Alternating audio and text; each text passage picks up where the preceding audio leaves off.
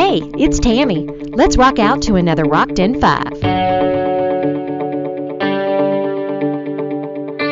You got 5 minutes? Of course you do. Let's dive into this short clip. In animals and in humans, laminin is the protein that's used to hold all of our bodies together.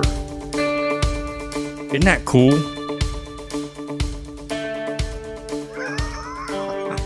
Not yet, huh? Okay, it's going to get cool. So think about that verse we just read, right? Colossians 1:17 said he existed before anything else, and he, Jesus, holds all creation together. You want to know what laminin looks like? Anybody want to know what laminin looks like? That's laminin. That is, oh, it gets better. It gets better. Hang on. That is just the scientific diagram. In other words, people that drew this probably don't even believe in Jesus. But when they drew a scientific diagram of what laminin looks like, this is what they drew. You want to see what laminin really looks like? Because this scientist told Louis, he says, because he, it's what he did. He says, let me send you a picture of a laminin cell from underneath an electron microscope. This is really cool. Because this is what laminin actually looks like. His invisible qualities. His divine nature, the way that he holds everything together is visible to those who want to see.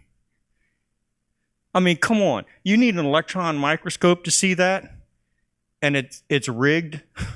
I mean, really? Really? I think it's the exact same thing that my Jewish friend was telling me about his Passover meals. He's like, it's there if they want to see it. I don't understand why so many of my people, this is Al speaking, don't want to see it. Well, you know what? Because of Jesus Christ, we're now all his people. Through faith, because faith came into existence through Abraham, right? I mean, Hebrews 11, he's kind of like the father of faith because he believed that even though he was beyond childbearing years, that God would lead him to become the father of a nation. And so here's what Paul says to the church. He says, for those God foreknew, he also predestined to be conformed to the image of the Son. And now think about this image. I mean, in order for you to have an image in your mind, you have to have an imagination, don't you? Because to live by faith, we're called to see the things that are unseen, right? Which means we have to be able to have the ability to create an image in our minds. And so what is the image of Jesus Christ? In other words, what am I supposed to look like? I have to have an idea of what it is that I'm supposed to look like. And he did this that he might be the firstborn among many brothers and sisters. That's Jesus' purpose. That's Jesus' purpose. Now, if I'm to be conformed to the image of Jesus Christ and his purpose is to be the firstborn among many brothers and sisters, and my purpose is tied to his, what do you think my purpose is? What do you think your purpose is?